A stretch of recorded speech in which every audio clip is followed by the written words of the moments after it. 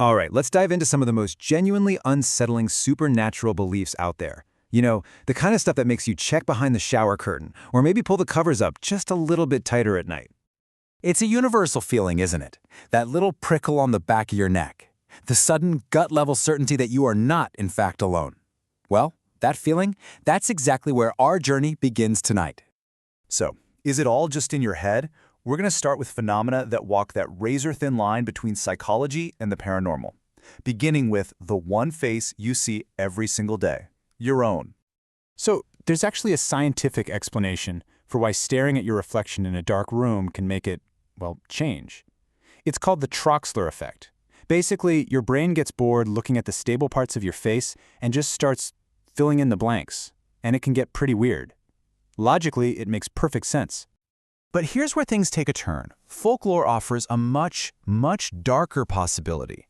What if your brain isn't distorting anything? What if it's finally showing you what's really there? Maybe it's your true hidden self coming out. Or worse, maybe something is using that mirror like a doorway into your room. And this same little trick of perception, well, it applies to another classic fear. You know the one. You're in a quiet room and you see it. Just a flicker of movement in your peripheral vision. You snap your head around, but nothing's there. Sound familiar? Science, of course, has a perfectly reasonable explanation. It's just your brain misinterpreting things in low light, a simple misfire. But the legends call them shadow people. They say they're entities that literally feed on your fear. And the reason you can never get a clear look at them is because the moment you make direct eye contact, they rush into you. Okay, so we've covered things that just kind of happen to you.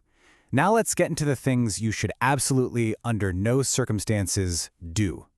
This is where folklore stops being a scary story and starts being a survival guide with some very, very high-stakes rules.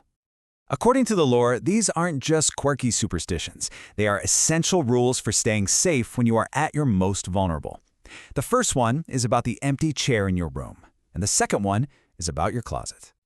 So rule 1, the empty chair. Never ever leave one facing your bed. Why? Because you're basically sending out an open invitation. The legend says spirits will happily take a seat and just watch you sleep. But the real terror? That comes if you wake up and notice the chair has moved, even an inch. That means you weren't just being watched, you were being visited. And rule 2, the closet. In so many traditions, closets aren't just for clothes. They're gateways. So if you hear something, a little scratch, a whisper, maybe the sound of quiet breathing, you have to ignore it. You must. Because the moment you acknowledge it, the second you say who's there, you've just given it permission to open the door. The danger, though, isn't just about the spaces around you. It's also about a very specific moment in time. There's 1 hour of the night that lore across the globe holds as the most dangerous of all. A time when the veil between our world and whatever's next is at its absolute thinnest. 3 o'clock in the morning. Even just saying it out loud feels a little unsettling, doesn't it? That time has a reputation. It's famously known as the Devil's Hour, or the Witching Hour. This is supposedly when demonic and spiritual activity hits its absolute peak. So, waking up suddenly right around this time is seen as a really bad omen, a sign that something has entered your space, and its presence was strong enough to literally pull you out of your sleep.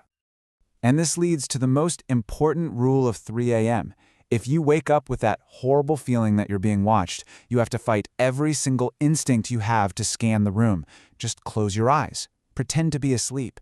Because according to the stories, if you look, you will find what's looking back at you.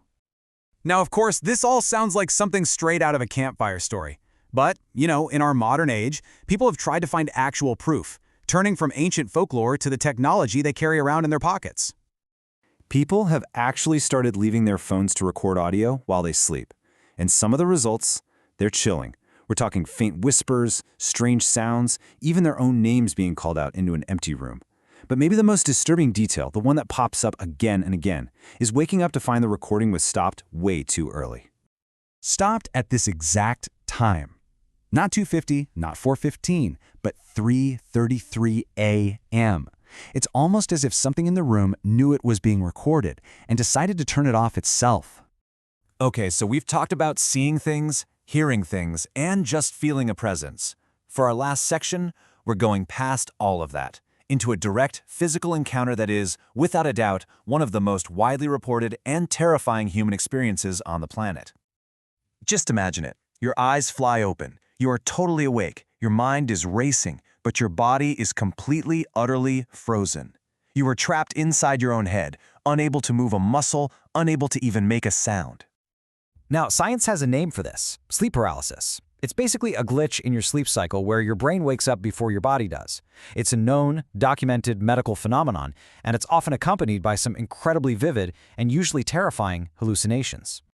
But for centuries, long before we had a clinical term for it, cultures all over the world had a very different explanation. They called her the night hag, an ancient demonic entity that sits on your chest, stealing your breath and feeding on your pure terror. And in that moment of paralysis, as she stares down at you, she is making a very simple choice, whether or not you get to wake up at all. So, we have science and we have legends. Two totally different ways to explain the things that scare us in the dark. I'll just leave you with one final thought to ponder tonight, maybe right before you turn out the lights. Look in the mirror one last time and ask yourself this: what if your reflection doesn't move exactly when you do?